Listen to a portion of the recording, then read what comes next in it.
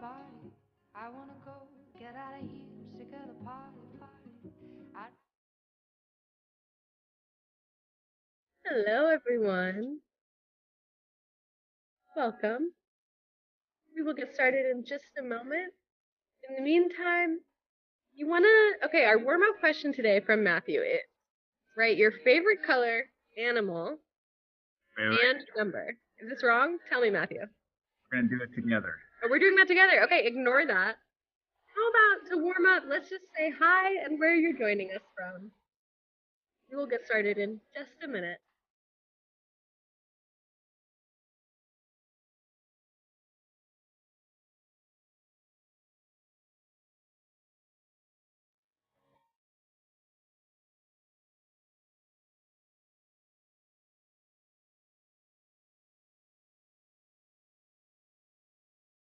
And for anyone just joining us, we will get started in just 30 seconds. Lovely to see all your faces. Lovely to see all these locations all over the world.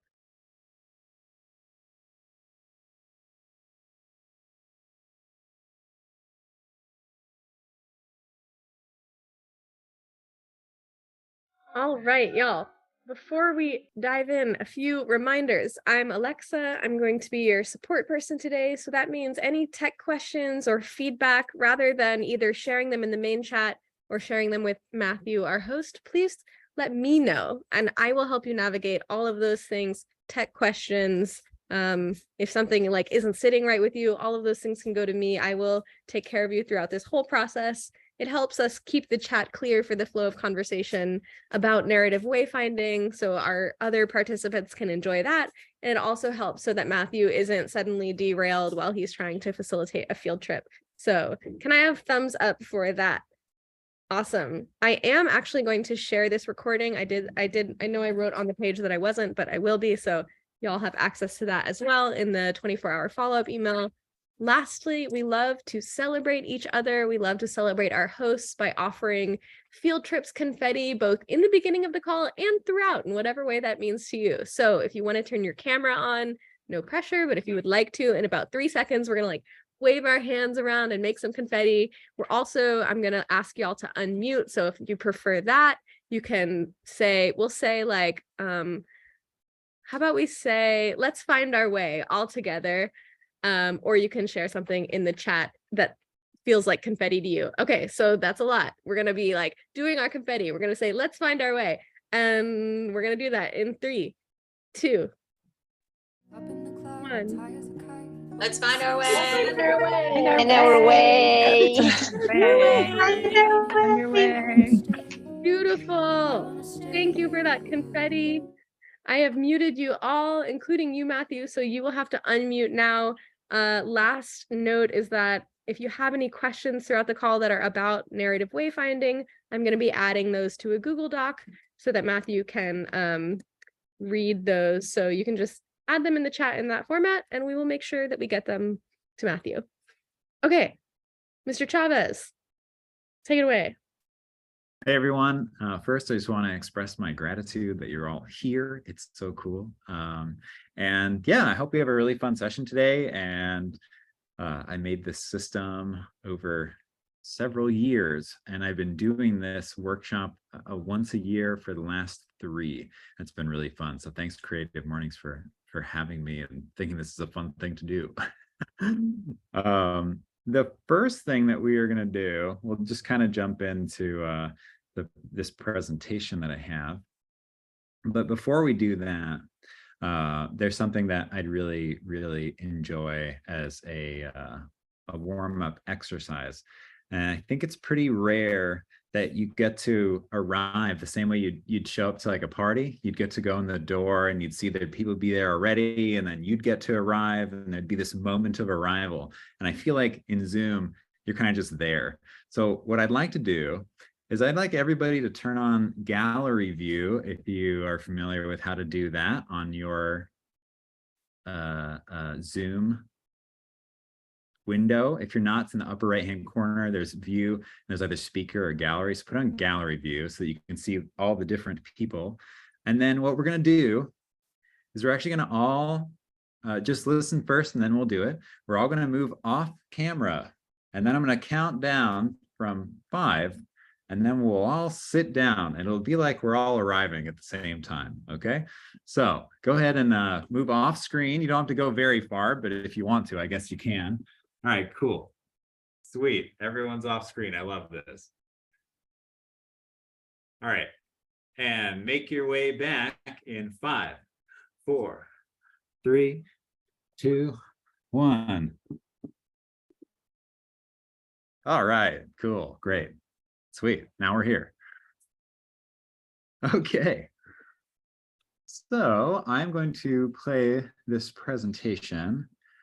I'm going to screen share first. I have to do like a funny thing here. So it screen shares properly. Okay. And then gotta go like this.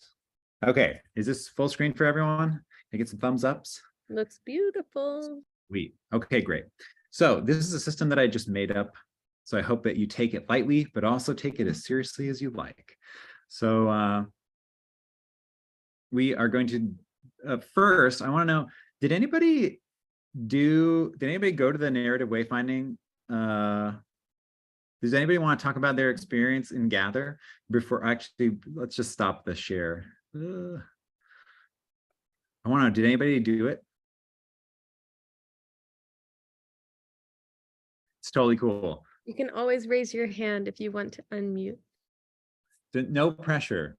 It was something that I made in a platform that is a challenge, but I was curious if anybody did it and if anyone had a story about going to do it. No, okay, we're shy. We'll see if anybody is more interested in talking about that later on. Lori said that they went to the site in the chat. Okay, cool. It probably was difficult to navigate, and it was like that on purpose because you would have had to use your imagination and think about stuff. And the point was actually to go and then maybe feel frustrated and think, I don't know where to go. And that was actually the, okay. Yeah, see, I went and no one was there. All right, great. Let's get into this.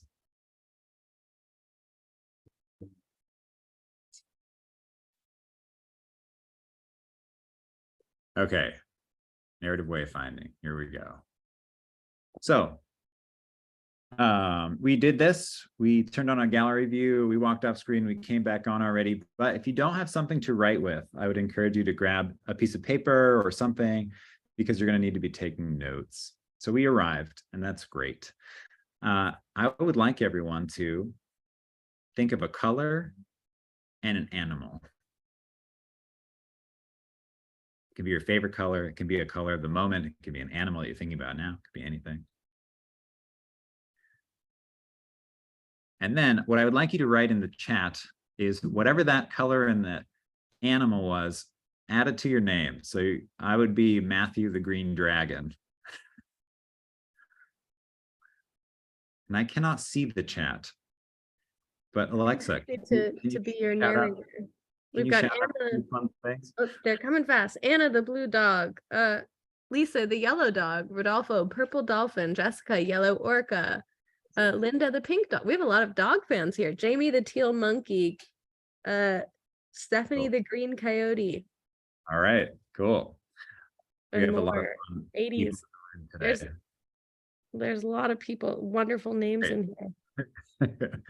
So narrative wayfinding, what is it? Let's find out. First, I just want to talk about what wayfinding is. It's an information system that guides people through physical environments. So most of you are familiar with what wayfinding is. It's the signage that we use to figure out how to get from place to place and to know what colors mean and when. It's on maps, and it's how you know that when you go to a baseball game, you can figure out where your favorite sandwich is. Whether you think a hot dog is a sandwich is up to you. And this, I think, is a really wonderful example of wayfinding in Kiev, the Underhub Language School. It was designed by Emil Dervish. And just what a great example of if you need to get to a place, you can probably find it really easily. So if wayfinding is an information system that's probably external. Someone built it, but we didn't. We learn it. And then in order to use it, we look for signs and symbols and then follow those signs based on a destination that we're really interested in going to. So that's kind of the basics of wayfinding. Narrative wayfinding would basically be the story version of that. And usually it's applied to personal guidance, so something that's more intrinsic. And again, this is something that I have crafted over a while. So take it however you like. I Googled the different colors of each of these things. I Googled red, I Googled yellow, I Googled green meaning, and these are some attributes. If you were to Google colors, there are tons of meanings. I'm sure some of you already have done this. I know what I'm talking about, but basically you can find any number of things that you are looking for. So for narrative wayfinding, we're going to create an information system and then use that system to look for or discover signs. You can follow those signs and you can arrive different places based on what pops up for you. I'd like to talk about a few stories, systems that already exist, that someone made up at some point to varying degrees. And they include many, many, many things. They can be astrology, symbols and meanings. They can be Myers-Briggs. They can be the Harry Potter Hogwarts houses. Basically anything where you have stories that help you define yourself, I would call an information system. All faiths are usually based in stories of some kind. There are stories that people tell about the behavior of firstborn children versus the babyest child. There are all sorts of different ways and varying degrees of validity and trust that people have in these systems, but they exist. There are many of them. And I'll talk about a few that I think are really fun. So Harry Potter Hogwarts houses. If you know your Harry Potter Hogwarts house, can you go ahead and put that in the chat, please? I wish I could see the chat. I'm so bummed. I'm full screen. Alexa, can you? I'm seeing That's people. okay, Matthew. Yeah. And also, if you want to, there should be a little button that says more, unless it will be distracting to you. And you should find the chat through that. But I'm also happy to read it for you. I can see it, but I think Oh, it's just too much. Great. We've got Gryffindor. We've got a little bit of everyone in here. A lot of Gryffindor. Hufflepuff. okay. Ravenclaw with Hufflepuff rising. Okay. Amen. Lots of that's very interesting. Cool. So traits of a Gryffindor, just to take one as an example, they're possibly chivalrous, courageous, daring, or short-tempered.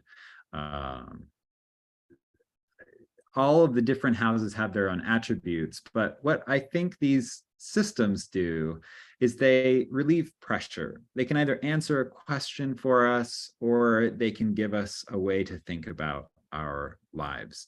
And one example of that is if I'm on the subway and there's this altercation and I feel like I should have stepped in, but I didn't, I might say to myself that I wasn't a very good Gryffindor today, as opposed to thinking I'm a coward. And it adds a buffer. I think it's an important thing for us to have stories that can allow us to move through life with some buffer between us and the way that we see ourselves.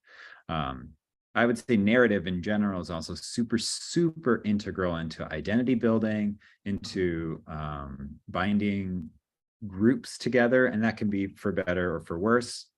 And if you look at Hufflepuffs, to give another example, they're known for their loyalty. And the placebo effect is super, super strong in people because it's what we're kind of built for, to like pick up stories and then adopt whatever thing is going on. So if somebody tells you that this fake sugar pill is going to make you feel good, it's very possible that you'll just feel good. And if someone tells you that if you are a Hufflepuff, you take this personality test and you're a Hufflepuff, then you might be more likely to be a loyal friend, regardless of whether that is what you innately were going to do in the first place. And I find that to be really fascinating. So if the mind is a garden, then we should be wise and discerning stewards. And I'll give you an example of that with one of my favorite systems, which is tarot. So I read tarot. I'm really interested. I went to astrology.com to get a reading for this session today. So I went to Daily Tarot, and this is a recording from this morning. It said that I should clear my head. So I got in the zone, and it gives you this option to pick a card, which I did. So at this point, I'm like, all right, I'm gonna pick this card. I'm thinking about clearing my mind. And then I've got this thing, and then I'm like, all right, narrative wayfinding. I'm gonna pick a card, and then I picked which one felt right, and then I chose a card.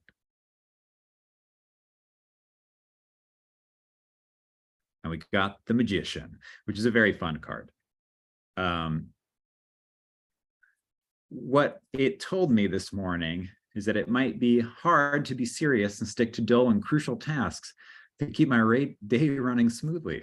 I should be systematic and cheerful without letting it show that I might feel undervalued or underappreciated, and that I should save my sharp wit and cleverness for another time and place, and that if I spend time with young children, it can lift my spirits.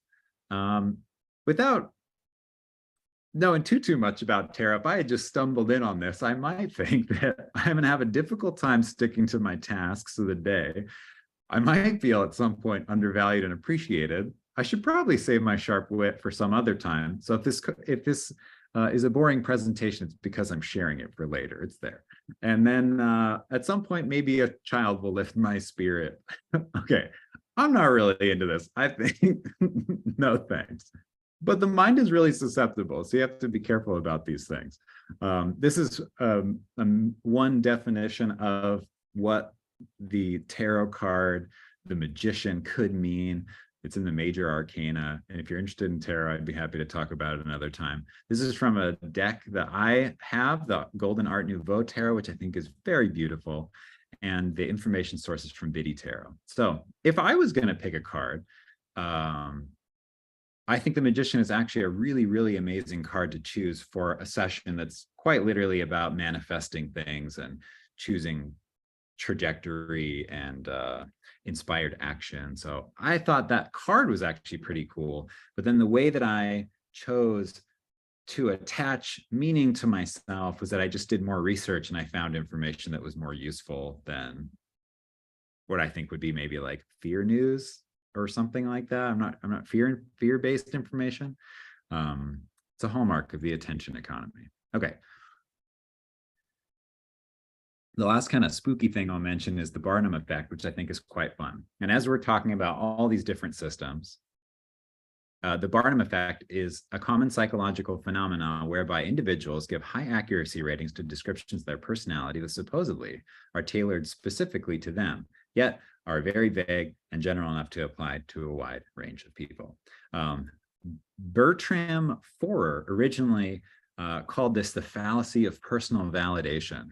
And the term Barnum effect was actually coined later in 1956 by psychologist Paul Mule, as he was talking about this psychology test that P.T. Barnum used to deploy or do. And P.T. Barnum is like the circus man from Barnum and Bailey's circus. Apparently that's where this comes from. And it's sort of the hallmark feeling that people have when they talk to psychics, when they talk to astrologers or tarot readers. It's just this thing where you give validity to the reading because that's something that we really, really enjoy, regardless of whether it is quite valid or not. And I'm not saying that all the people that I mentioned are not valid readers. I read tarot on the street. I have a lot of fun doing it. I think it's very meaningful for me and the people that I read for, but I always like to think about these things. Essentially, there was this test that this guy Forer did where he gave 39 psychology students a personality test and mailed them the results and said they were specific to them, but they ended up all being the same. But each person said that it was a 4.3 out of 5 accuracy. So I find that really fascinating, that we're just inherently more likely to believe things that are related to personality tests. But to use that to our advantage, we can find tools or create tools that help determine trajectory and create momentum if you need some.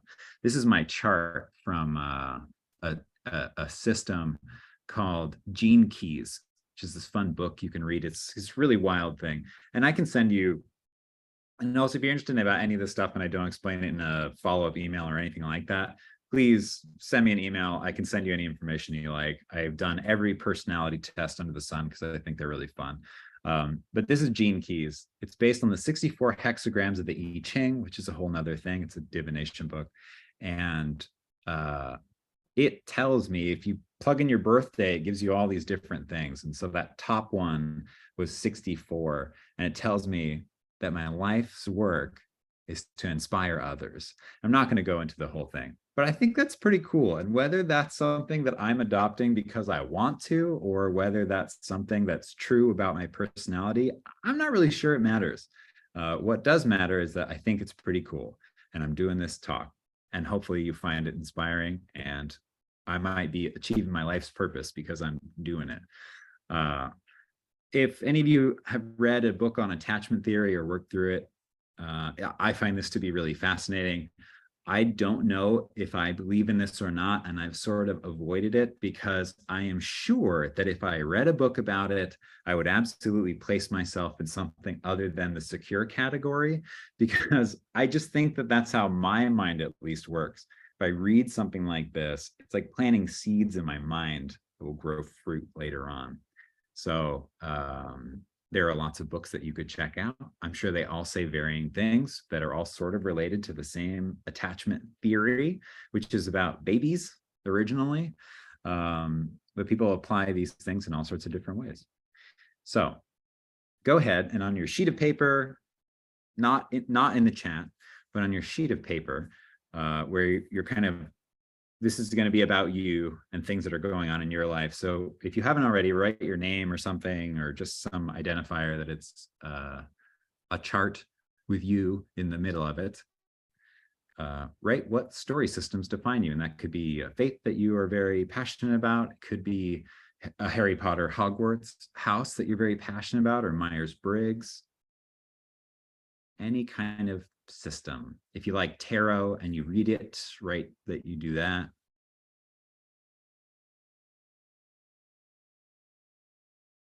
I'll give you another 30 seconds.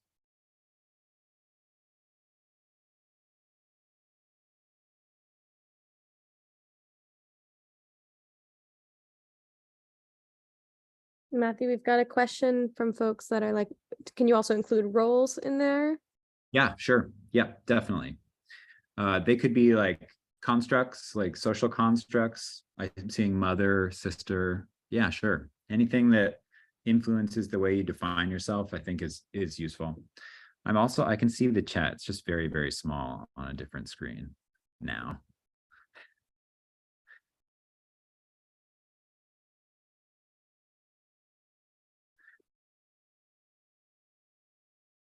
Claire, I see that you're asking if you can define yourself as like an anti-pattern. I think anything that could be like a box for you, you can put that in there.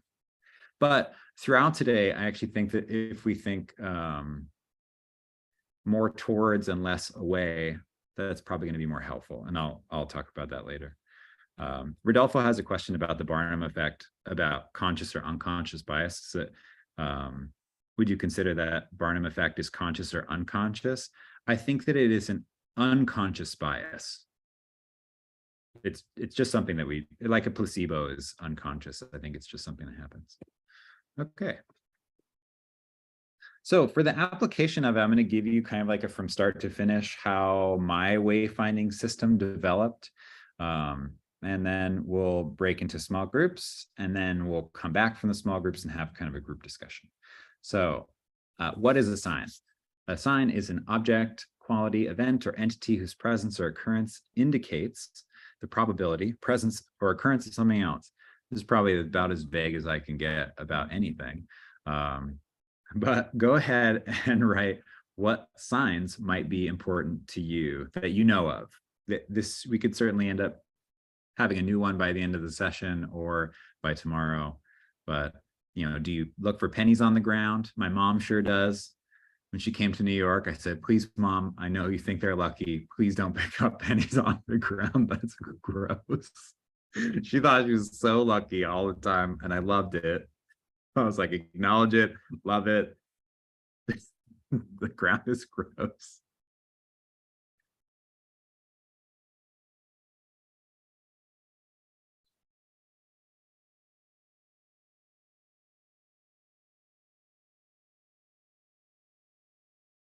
While you're writing your what signs are important, I'm going to go back to the definition of what a sign is, because I think someone was asking for it.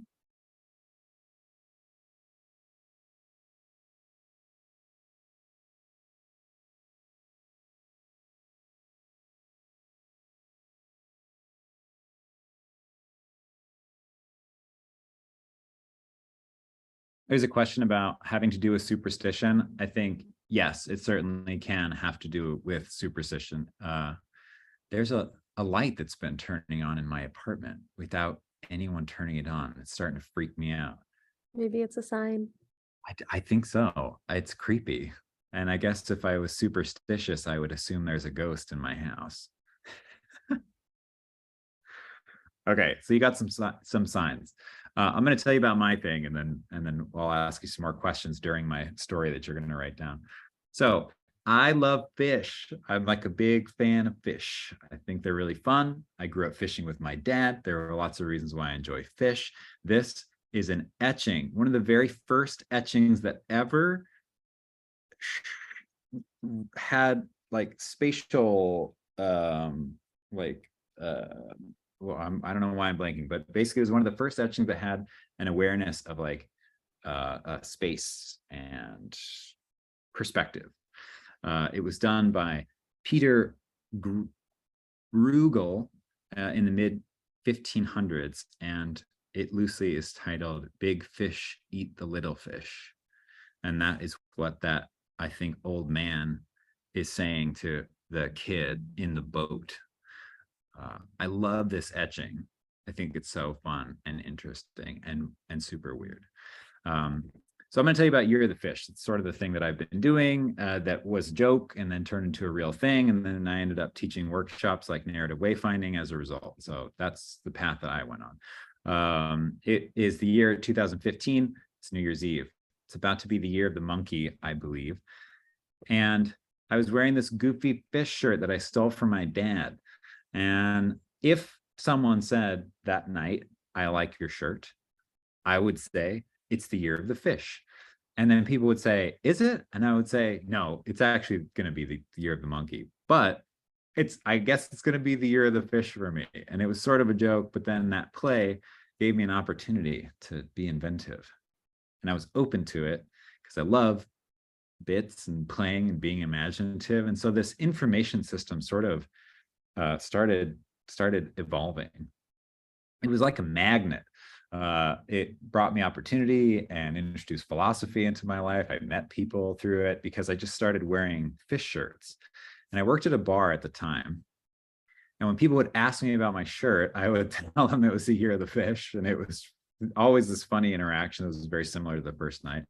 And then at some point, people would just riff with me and we would talk about flow and how important it is for fish, and that if fish drown, they suffocate. So then it sort of became my mantra over the next year to either be moving through a still place or to be still in a high flow environment, but to never be still in a still place. So if I was sitting on the couch, just watching TV, that was a no good for me. I don't want to do that. And it started being this information system. I had my core and then I packed things around it that got wilder and wilder. In 2018, a couple years later, I started thinking about, I've done the fish thing and that's cool, but I'm going to do this stone thing. And then in 2019, I thought it'd be fun to do Year of the Sword. Basically, I just like picked it out, and then I came up with all this philosophy and all this stuff. Like the stone had its own thing, and I did a whole like photo series and stuff. And anyway, so when I picked sword, it's because I was going through a challenging breakup. I was writing a book, and I was living by myself for the first time. So before I talk about the Year of the Sword, I want you to kind of write down what you're moving through right now, or what you're going through.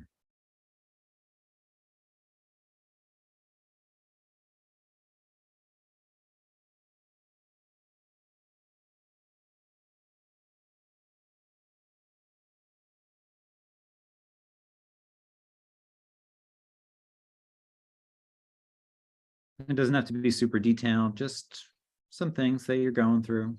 Could be transition, could be change. It could not be that. It could just be what you have going on.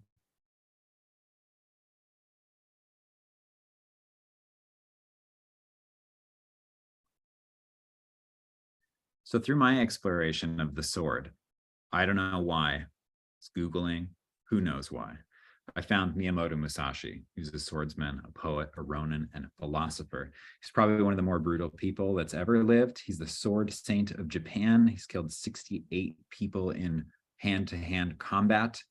And he wrote at the end of his life, as he was dying, he gave this series of tenets that turned into something called the Path of Aloneness, which has, I believe, 19 or 29, I can't remember off the top of my head, tenets to live by. And there are things like, do not pursue the taste of good food, be indifferent to where you live, never let yourself be saddened by separation. And to be honest, it was really helpful for my breakup. And so, I'm doing this sort of thing. I'm thinking about cutting away and my philosophy, whatever. And then for some reason, I decided to go.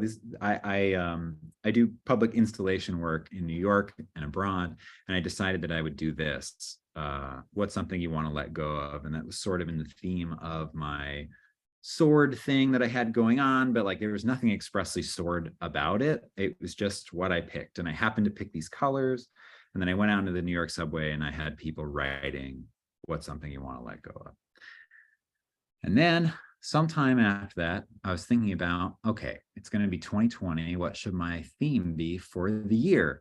And then it occurred to me, I sent this very unhinged text to my friend and saying, hey, is it weird that there's a stone fish and a sword fish?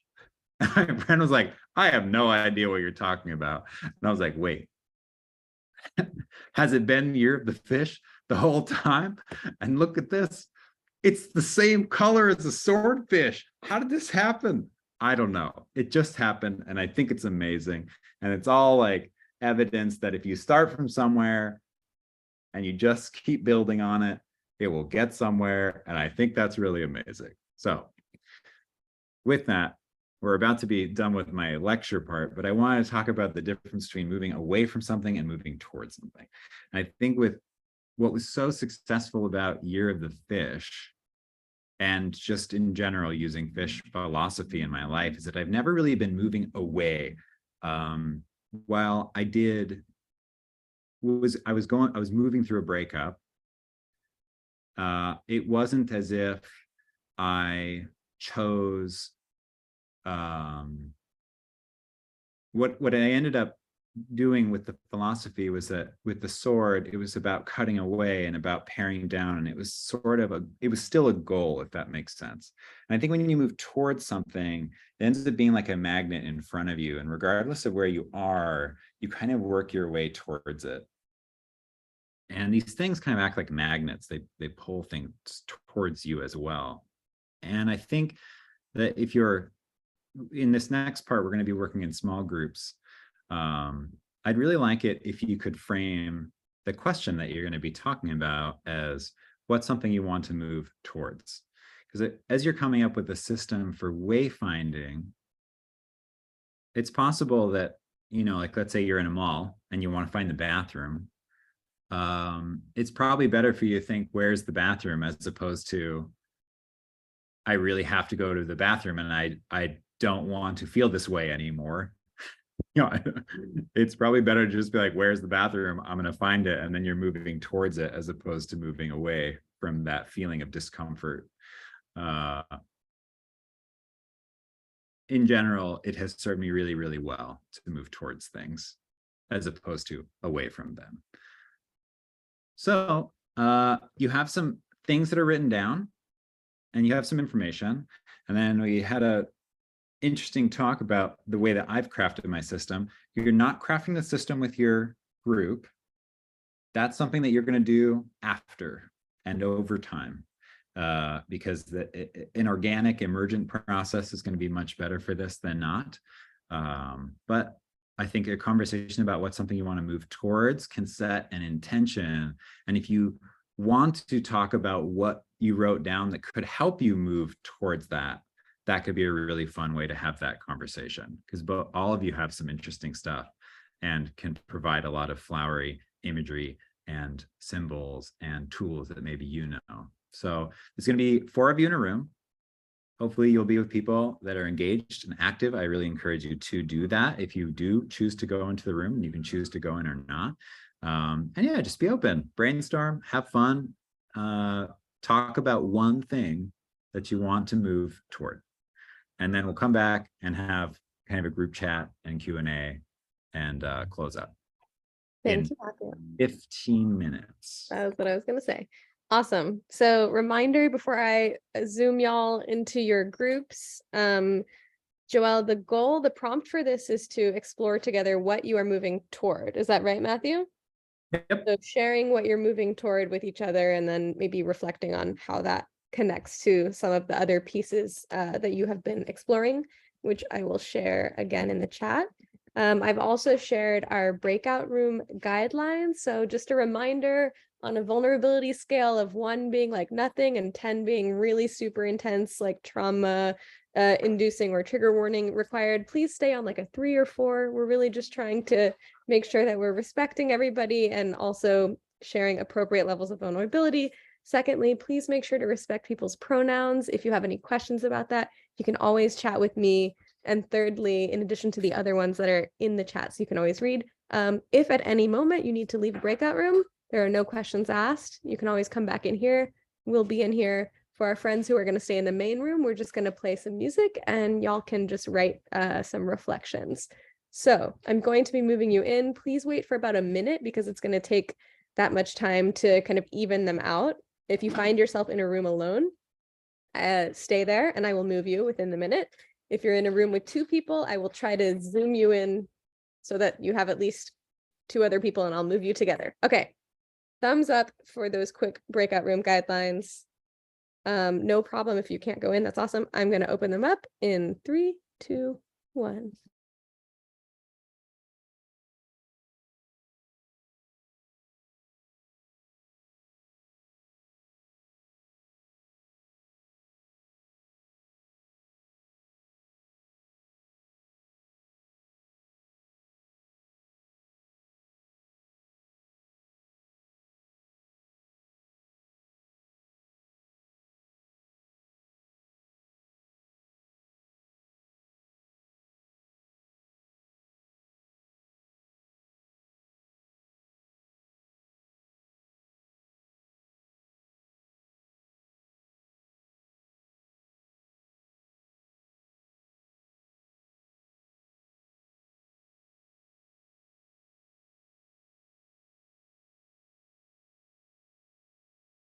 And again, for anyone that is staying, we're just be playing music, and you can think about a system that might be fun for you to develop. You can think about something you want to move towards.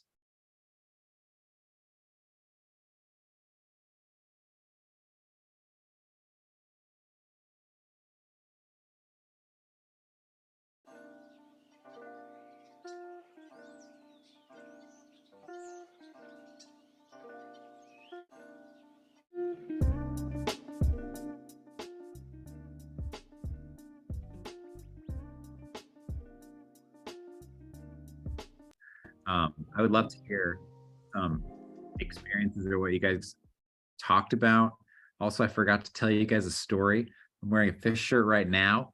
You didn't even know it's a fish shirt. Yeah. It's a very funny story. If I have time, I'll tell a bit, but I want to hear your stories. Does anybody want to share anything that they thought was interesting about that conversation? Or If anybody would like to share, you can unmute yourself or raise your hand, just, whatever yeah, now is the moment.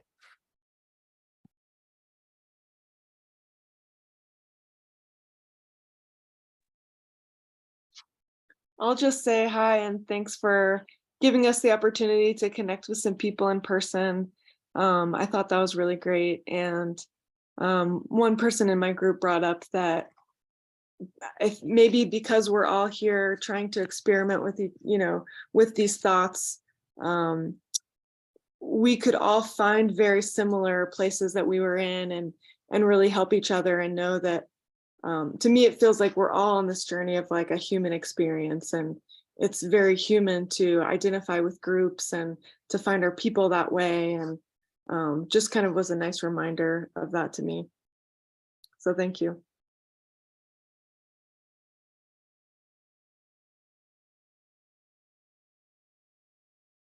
any other takeaways? Anybody discover anything fun?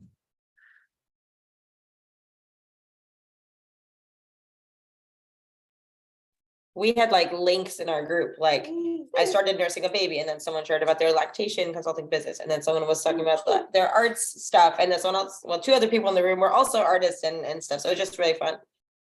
That's very, very cool. I love that. Yeah, it's amazing how serendipitous these types of things can be. It's not even like it just feels like it. I truly think that it is serendipity when you like end up in a room with somebody and you have a good connection. All right, cool. Does anybody have any questions about the event or the session? And a reminder too to all of our field trip friends, as I say on every field trip, if your heart is beating a little fast, you're a little nervous to speak in front of the group, but you have a secret desire to. This is a very welcoming and warmly receiving community. So it's okay if your voice shakes, it's okay if you're nervous, it's okay if you have an incomplete thought. They're all welcome here. You can also ask questions in the chat if you like.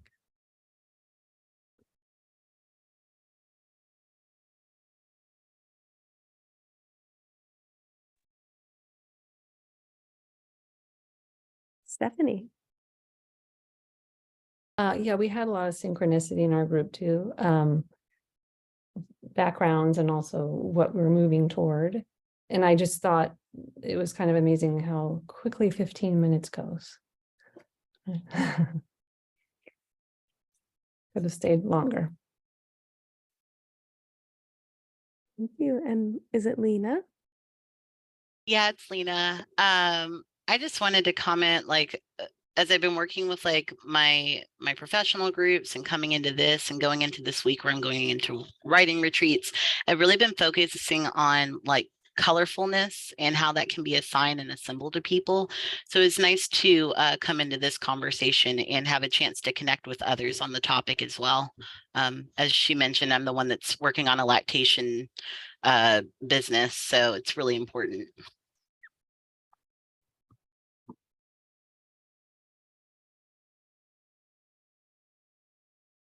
I see a question about, am I going to be doing subway therapy in June? I don't think I will be, but I have a new project called Listening Lab. It's very fun. So if you're going to be in town in June, get in touch with me. There are different ways you can do it, and see what we're going to be doing. So we'll definitely be doing something. Tim, I've seen your drawings. There was a fish drawing that I saw on a sticky note, which is quite fun. It's easy to make little drawings on a sticky note. Thanks. What came up for our group is how sometimes we choose a theme of the year, a word of the year as a theme, and that also gives a degree of focus in our attention. And just by having that word, we attract things around that, or things kind of come to us through that filter. And that gives a sense of comfort, I think, or familiarity. It creates order out of chaos. another way to put it. And so the participants in our group talked about how a theme that we have or a word that we choose as a theme, and then that helps us move through the day, and give some sense around words of focus or clarity, or for me it was lightness, but another comment that I met is that our brain loves finding patterns, finding and seeking patterns. It gives us a sense of agency in our world, and a sense of satisfaction by finding patterns that then solve a problem. So this kind of process helps to sort of anchors that a bit. Yeah. So I appreciate that. Thank you. I highly recommend, if anybody hasn't done it, to pick a theme for a year that's not related to anybody else's framework. Pick a color or a animal or an intention or a feeling, like, it could be like fierce or something that's a bit more intangible. It's a really great way, almost for any amount of time. You could do it for one day, you could do it for a week. For sure, if you pick an animal like I did with fish, like, you're just gonna see fish everywhere. People are gonna start buying shirts for you. It's like a whole thing. You pick one thing and you do it for more than 1 year, it's going to be like a fountain of other things. In the email, I don't know if you guys saw it, there was a ask for you to bring an object with you. I thought a nice way to close this out, if you did bring an object, would be to do a little bit of show and tell. You're not actually going to tell about your object and why it's important to you, but you can just hold it up to the camera. So if you have it near you, go ahead and show it. We can all imagine what that could possibly mean. Oh, cool. That's some fun stuff. Oh, baby. Amazing. I got a photo. Cool. All right, that pretty much brings us to a close. Thanks everybody for showing up. And again, if you're interested in reaching out to me, I'm putting my email in the chat. And then you'll get a follow-up email. But you can just send me an email at matthew@artpluspeople.com. And I'm going to do a last screen share because I want you guys to see something. We'll stop. Okay, yes. All right. Where's my presentation here? So when I was finishing when I was doing that tarot thing today, I decided that I would click on my Virgo horoscope. And while I think this website is kind of bogus, I saw, don't be afraid to advocate for yourself within business and intimate relationships this morning. And so I was putting this presentation together. I thought, you know what? I should just say that if any of you are interested in hiring me, I do all sorts of different things. You can hire me for stuff. I do production, I do brainstorming. I just love all sorts of different things. I do projects and I work with nonprofits to develop education programs for young people that are empowering. So if you would like to work with me on a project, or if you could use some help with whatever it is that I might be okay at, please get in touch with me. I also do a lot of philanthropic work. So if money is an issue, I would be happy to work with you for free. Cool. Anything else? Everybody's good? We have a little gratitude protocol that we do to close every field trip, which is to say, if you would like to share one thing in the chat that you are taking away from today, I will play some music and we will watch Matthew blush as we read all the wonderful things that you're taking away. So we're just going to take a minute and then we'll say bye. Just 1 minute, sharing your thoughts.